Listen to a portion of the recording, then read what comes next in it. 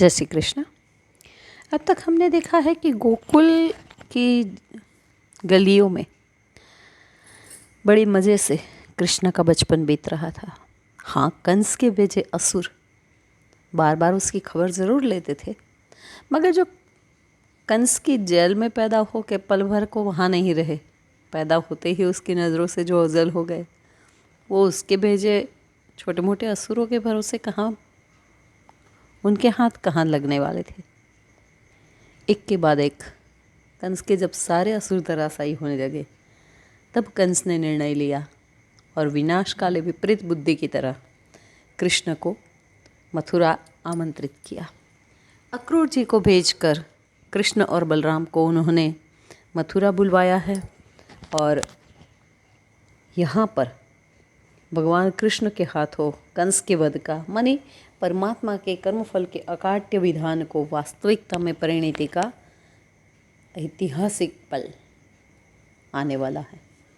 मथुरा पहुँचे हैं तो अक्रूर जी ने चाहा है कि कृष्ण और बलराम को अपने घर ले जाएं, मगर कृष्ण ये कहते हैं नहीं, जिस कार्य के लिए आए हैं उसको पहले करेंगे। क्यों आए हैं? धनुष यज्ञ में शामिल होने। खैर, धनुष यज्ञ तो बहाना कंस ने बनाया है, मगर कृष्ण को तो पता है वो क्यों आए हैं। वो अपने अवतार कार्य को पूर्ण करने आए हैं और केवल कोई एक कारण लेकर परमात्मा नहीं आते हैं। उनके आने की, उनके जन्म धारण करने की अनेक सारी वजहों में एक वजह ये भी है कि कंस के अत्याचारों से गोकुल को, मथुरा को, अपने भक्तों को, यहाँ तक कि सृष्टि को मुक्त कराना। तो उनके अपने अवतार कार्य को याद करते हुए वो तो मन ही मन मुस्कुरा रहे हैं और अक्रूर जी से कहते हैं कि भाई, हम जिस काम के लिए आए हैं उसको पूरा करेंगे, उसके बाद ही आएंगे आपके घर। तो अक्रूर जी भी दोनों भाइयों को छोड़कर कंस को ये खबर देने चल दिए कि हम दोनों को ले आए हैं, हमने अपना काम पूरा कर दिया है, और कंस को खबर देकर वो अपने घर चले गए।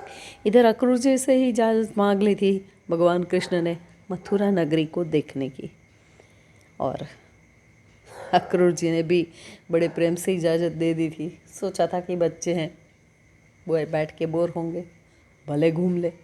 शायद कृष्ण जो करना चाहते थे उसका अंदाज अक्रूर जी को भी नहीं था।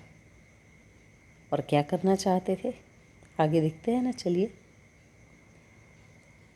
आज की बात करते हैं। अक्रूर जी से परमिशन लेकर, अक्रूर जी से रजा लेकर कृष्ण और बलराम अपनी गोप मंडली समेत नगर दर्शन को चल पड़े। छोटी सी बस्ती गोकुल से आए हैं ये सब यहाँ मथुरा में, और वो देख रहे हैं कि सबके वस्त्र बहुत सुंदर हैं। ये देखकर कृष्ण के सखा भी उनके लिए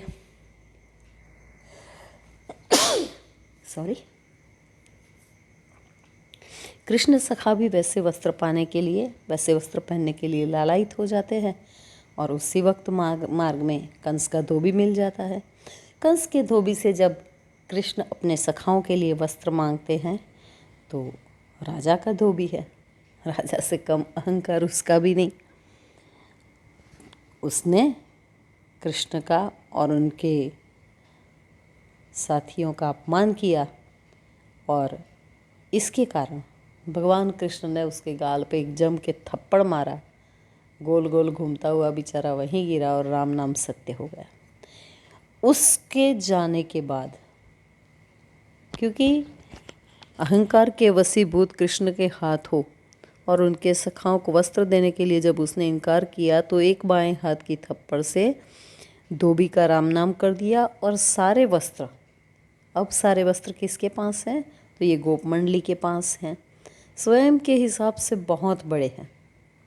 ये सारे बच्चे हैं, उधर वो कंस हैं, अच्छा मोटा तगड़ा है।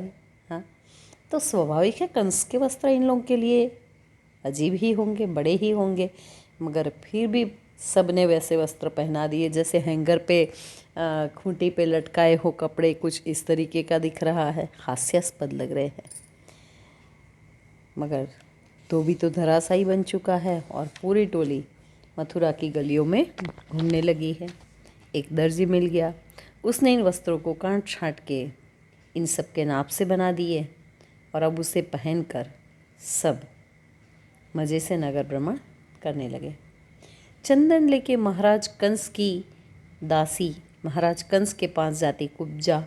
उससे मांगने पर उसने जब अंगराग मांगा तो उसने अपने हाथों से ही लगा दिया। कुब्जा सुंदर तो बहुत है, मगर 3 स्थान पर कुबड़ है, इसलिए टेढ़ी मेढ़ी है और इसीलिए लोग उसका मजाक बनाते हैं। मगर हाँ, वो चंदन बहुत अच्छा, अंगराग बहुत अच्छा बनाती हैं और इसीलिए महाराज कंस उसे अपनी दासी के रूप में स्वीकार करते हैं। महाराज कंस हमेशा कुब्जा के हाथों लाया हुआ अंगराग ही लगाते हैं। ऐसे में कुब्जा ने ये सारा अंगराग, सारा चंदन भगवान कृष्ण और उनके सखाओं को दे दिया। कृष्ण ने उसे सुंदरी कहकर बुलाया। हमें चंदन नहीं दोगी सुंदरी? और तब सुंदरी शब्द सुनकर उसकी आंखों से आंसू आ गए, क्योंकि आज तक किसी ने उसे सुंदर कहा ही नहीं था। सब तो कुबड़ी कुबड़ी कह के बुलाते थे। भगवान कृष्ण ने उसके पैर के अंगूठों पर अपना पैर रख लिया और उसकी ठुड्डी पकड़कर ऊंचा खींचा, हल्का सा झटका दिया और उतने में 3 जगह से टेढ़ी कुब्जा तनकर खड़ी हो गई। सुंदर तो पहले ही थी, अब वो कुबड़ हट जाने से परम सुंदरी लग रही थी।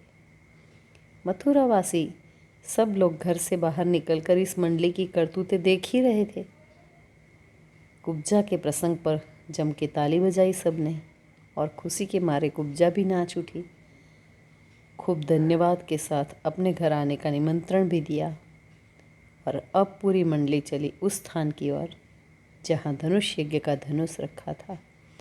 धनुष को देखने, उसे छूकर देखने के बहाने कान्हा ने उसे उठा ही लिया और तोड़ भी दिया।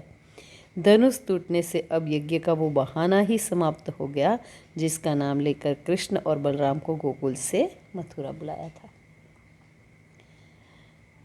वो पहरेदार मना करते रहे और कृष्ण ने तो अपनी मजाक मस्ती में उठा ही लिया धनुष।